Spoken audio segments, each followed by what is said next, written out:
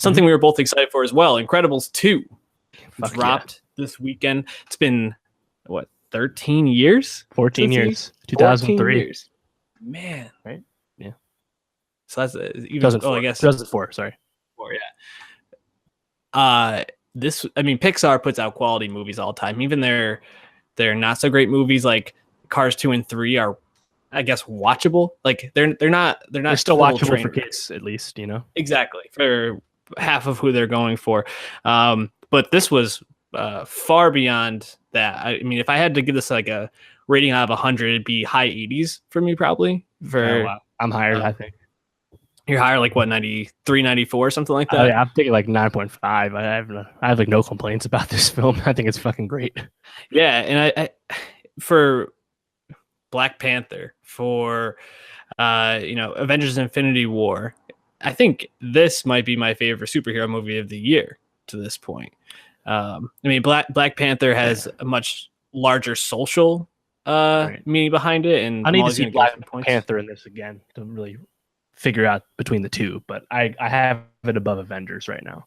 Yeah, so tell me why you give it like a 9.5 for you. So I think Incredibles 2, I think Brad Bird really brings his talents to this yet again. Mm-hmm. The action is just so perfect, coherent and great, and still awesome to watch. Mm-hmm. And it's so funny in the era of green screens and $250 million blockbuster budgets.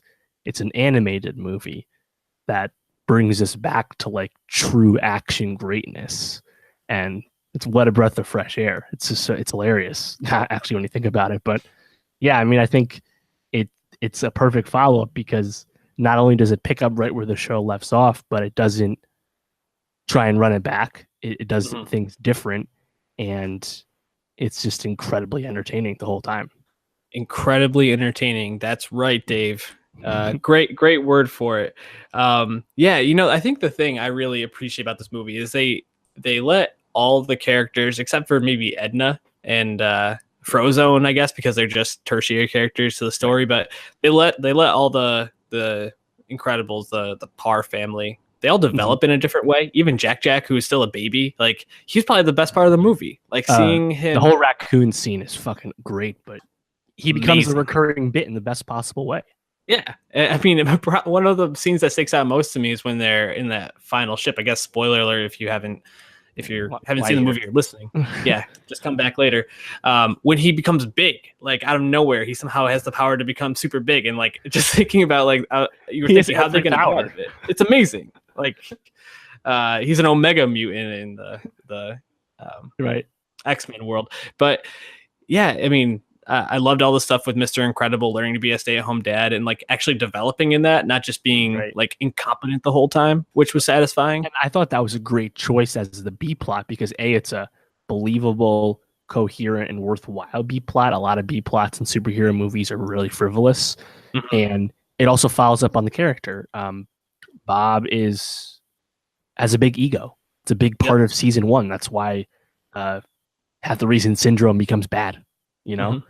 And to follow that up and have Elastigirl be the star and have him have to gripe with that and, you know, figure out basic dad shit and like the horrors of new math, you know, I thought they were a great decision, great choice.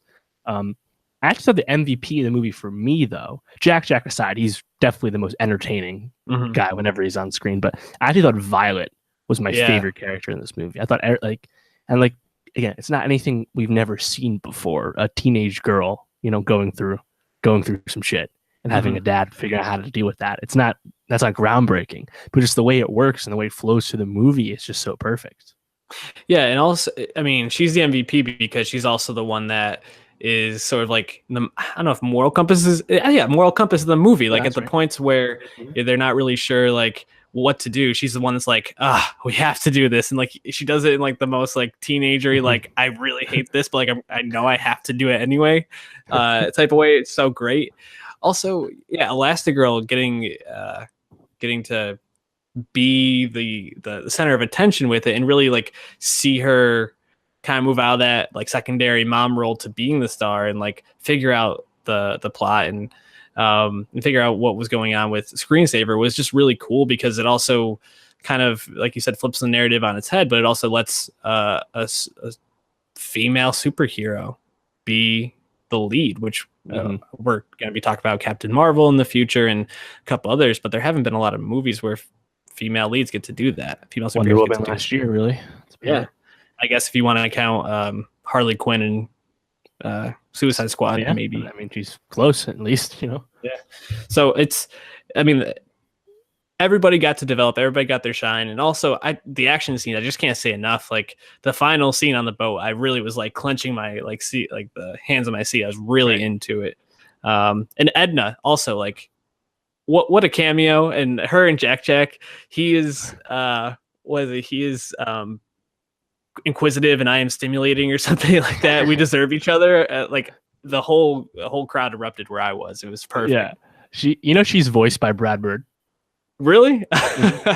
That's fantastic. Did not know that. Yeah, she's great. A great character. Great callback from the first one. How did you feel about those? There's more than one gratuitous shot of Elastigirl's hips in the movie.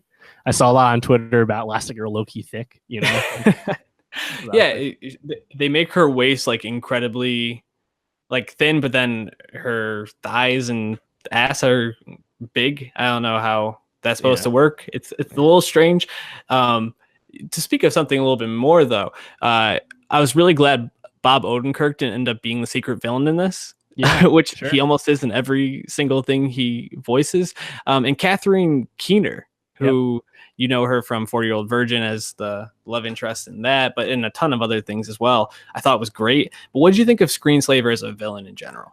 Right. So I think overall, I think what they did with Screensaver was smart because they didn't keep up the ghost throughout the whole movie. Mm-hmm. You knew that the villain had to be someone we had already seen. So, I think most people were starting to guess that it was Odenkirk or Catherine Keener, one of them, right? So I'm happy they kind of got into the true villain plan eventually. But I think Screensaver is a compelling villain. I think the use of hypnotism was smart. I think that fight where he kind of traps Elastigirl, I thought went well. Now it's interesting because the movie takes place in the 60s. There's no smartphones, but she's still all about the screens and how it makes people lazy and, complacent. And it was interesting just because it's a very modern criticism or point, yet it's still taking place in the 60s. So I thought it was effective overall, but it made me think a little bit. Definitely. Yeah, I thought Screenslaver was probably it was a good villain. I thought very intriguing and just like visually like stunning, especially because a lot of it is hypnotizing. So there's a lot of like flashing and things like that, which draws you to it. I did think it was a very like meta like comment on society right now, for sure. I think the one thing, if I had to pick one nit with this, they never really get the Underminer.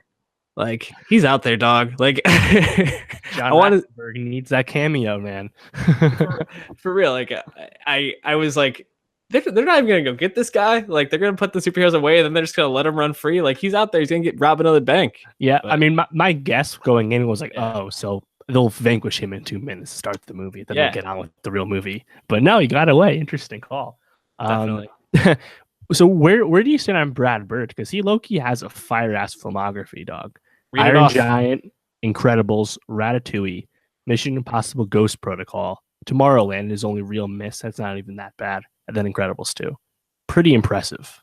Iron Giant's the best one out of all those. I agree. I think that's pretty common lukewarm take for most people. But overall impressive. He's, it's interesting because I think he's the first guy to have an internship at Disney Animation. So he's like really one of Disney's, OGs, born and bred stars. Yeah. And I think he did spend some time away from Disney. Then he came back, and like Andrew Stanton, is it? Andrew Stanton made Finding Nemo, then went off and tried live action, kind of missed, or actually really missed with John Carter. Then he came back and did Finding Dory. Brad Bird, he's done 2 live action movies, but the second one, Tomorrowland, didn't totally land. So he goes back and does animation. So it's kind of cool how these like talented animated guys can just go back and jump right into what they're really great at and just knock out the park again.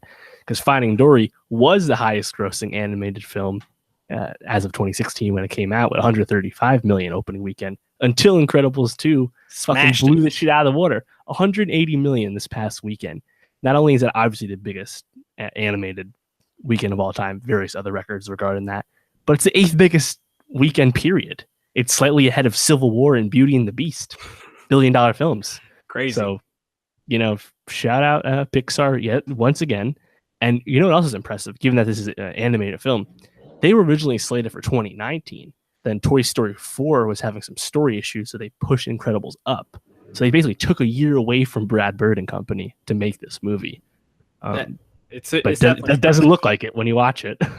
No, and I think if anything's a testament to Brad Bird, is that Incredibles, the first one, was so good that 14 years later, not only does he pull in that younger audience, but everybody our age, everybody a little bit older who saw Incredibles, it's like, I need to see this. And it just speaks to his ability to write these stories, to direct them in a way that's beautiful and intriguing.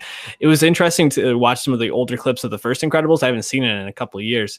And just like the animation just looks so much better now, which is kind of crazy because the animation then was really good. So it's just amazing how far it's come. And I don't see Pixar slowing down anytime soon. I mean, Toy Story 4 is going to be enormous. So that's a year from now too. Crazy. We're going to wrap up there. Any last thoughts on Incredibles?